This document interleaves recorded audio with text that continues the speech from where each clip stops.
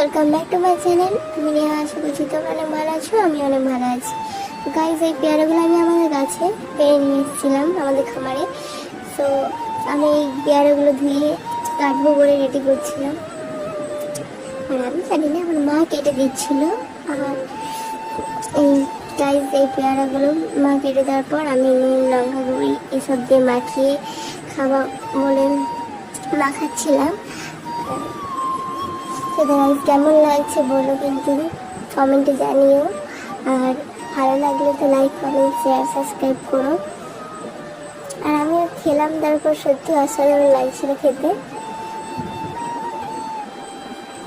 আর তোমাদের যদি ভিডিওটা ভালো লাগে জানিও।